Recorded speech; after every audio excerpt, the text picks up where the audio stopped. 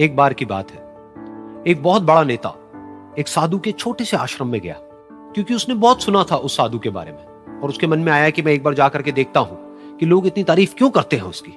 तो जब वो उस आश्रम में गया तो वहां पर एक छोटा सा कमरा था जहां पर एक कालीन बिछा हुआ था।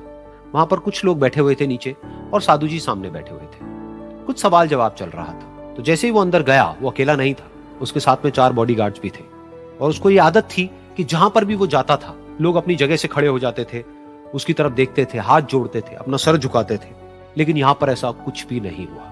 साधु ने उसकी तरफ देखा तक नहीं, क्योंकि वो साधु किसी के सवाल का जवाब दे रहे थे। लेकिन नेता को इस बात पे गुस्सा आ गया। नेता को लगा कि ये मेरी बेइज्जती है। तो उस नेता ने साधु की बात को बीच में ही काटते हुए थोड़ा गुस्से से कहा, मैं आपसे कुछ कहना चाहता हूं। साधु ने उसकी तरफ देखा और बोले, आप थोड़ी देर रुकिए, पहले मैं इनके सवाल का जवाब दे लूं, उसके बाद में मैं आपसे बात करूंगा। तब तक अगर आप चाहें तो आप बैठ सकते हैं। बस साधु का इतना कहने की देर थी। नेता का चेहरा गुस्से से लाल हो गया और फिर उसने अपना सारा गुस्सा उस साधु के ऊपर निकाल दिया।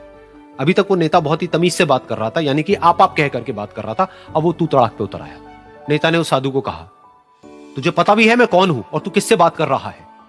साधु ने उसकी तरफ देखा और कहा, मुझे इससे कोई फर्क नहीं पड़ता कि आप कौन हैं, लेकिन आप जो कोई भी हैं, अगर आप चाहते हैं कि मैं आपके सवाल का जवाब दूं या आपसे बात करूं तो आपको कुछ देर रुकना होगा। और साधु के ये कहते ही नेता गुस्से से पागल हो गया और वहीं सबके सामने चीखने चिल्लाने लग गया, अब मैं तुझे तेरी असली औकात दिखाऊंगा।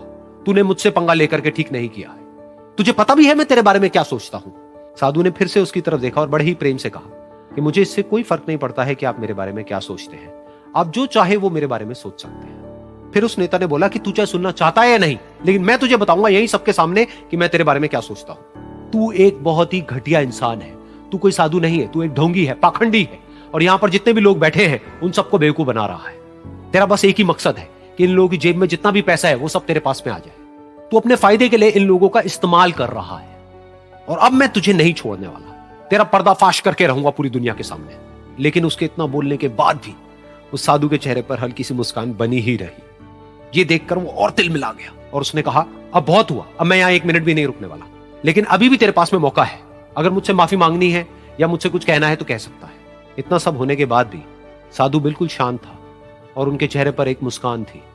उन्होंने अपनी आंखें बंद कर ली। फिर साधु ने अपनी आंखें खोली, हाथ जोड़े और कहा कि मुझे आपसे कोई गिला शिकवा नहीं है।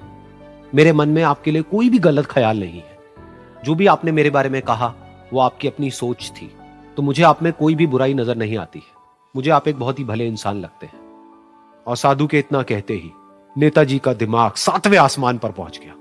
उनके चेहरे पर एक अजीब सी खुशी थी, क्योंकि उस साधु ने वो ही कहा जो बाकी सब लोग उस नेता को कहते हैं। और वो खुशी खुशी उस आश्रम से अपने घर की तरफ चला गया और जा करके अपने पिताजी के साथ में बैठ गया। उसके पिताजी की आंखें बंद थी और वो ध्यान में थे। पूरी जिंदगी उन्होंने सिर्फ लोगों की सेवा करी और बदले में कुछ भी एक्सपेक्ट नहीं किया।